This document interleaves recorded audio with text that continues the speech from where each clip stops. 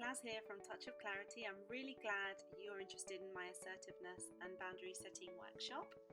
This workshop is designed for people who desire to become more assertive and to learn how to say no, but in a kind and positive way.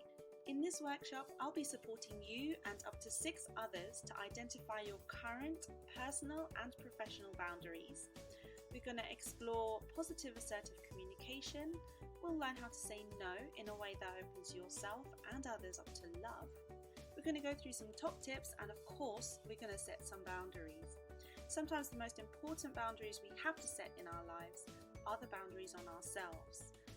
This is really important for our self-care, our self-management, but also on discipline and for our self-control.